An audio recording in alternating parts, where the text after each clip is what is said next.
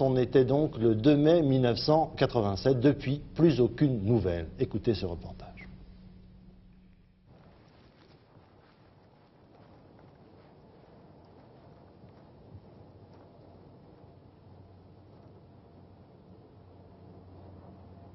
Ce lieu, c'est l'endroit où les enfants avaient entrepris de construire une cabane il y a 2 ans et demi avec leur petit frère Yanis qui a disparu quelque temps après. Les enfants sont montés à 4, fabriquer leur cabane. Les 2 enfants plus jeunes ont décidé de redescendre chercher des outils au domicile qui se trouve à 30 mètres. L'aîné est resté sur place et le petit a suivi les 2 autres et à partir de là, nous n'avons plus revu. Donc d'une des fenêtres de la maison, je voyais les enfants jouer puisque ce jour-là, ils portaient des vêtements vifs, rouges, enfin. Donc je les voyais de la fenêtre de la cuisine.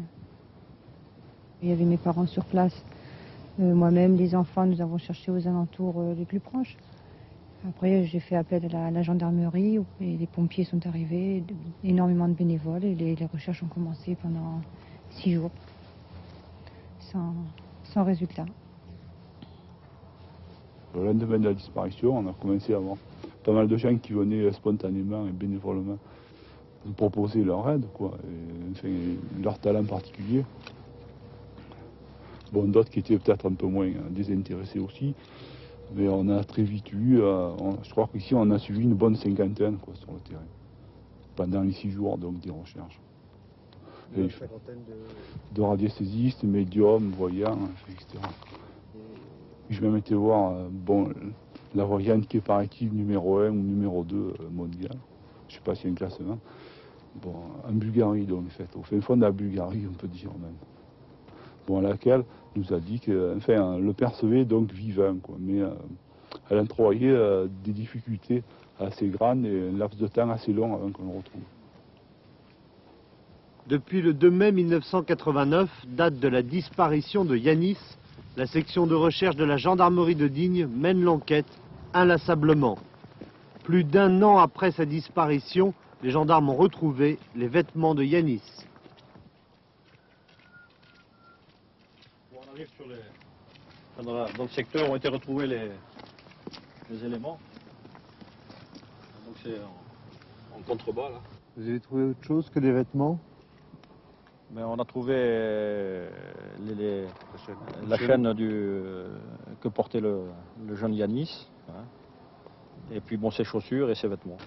À part un petit t-shirt et puis une chaussette qu'on n'a pas retrouvée.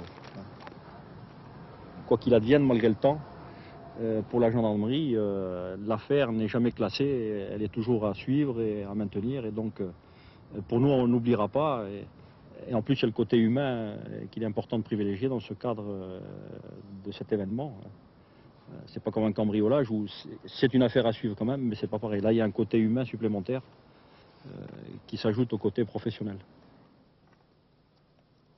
Sur le plan judiciaire, les parents de Yanis ont porté plainte pour enlèvement et séquestration arbitraire. Mais après 2 ans et demi d'instruction, le mystère demeure. On peut toujours attendre des résultats inespérés, hein, ça arrive dans des dossiers.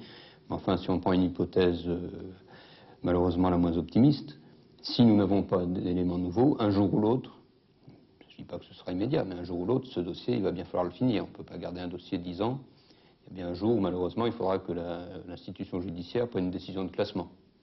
Et c'est là où, ce que j'évoquais tout à l'heure, il y a un échec par rapport aux parents qui, eux, veulent bien qu'il y ait un classement si on n'arrive pas à trouver un auteur, par exemple, mais veulent une réponse sur le sort de leur enfant. Et comme cette réponse, dans un certain nombre de cas, on ne peut jamais la donner, pour les parents, c'est là où il y a évidemment un hiatus et où ils ne peuvent pas accepter cette clôture, puisqu'on ne leur a pas donné une réponse. Est-ce que vous avez peur que la justice classe l'affaire? Oui, tout à fait. Je dis qu'on essaie de faire tout ce qu'on peut, mais je ne vois pas tellement ce qu'on peut faire maintenant. Oui, c'est extrêmement limité finalement, dans la mesure où les photos ne correspondent plus, 2 ans et demi se sont passés, bon, puis d'autres affaires prennent le pas, c'est normal, c'est l'actualité aussi. On a l'impression qu'effectivement, ça intéresse plus grand monde. Voilà, je crois que nous avons présenté là un cas malheureusement exemplaire de disparition.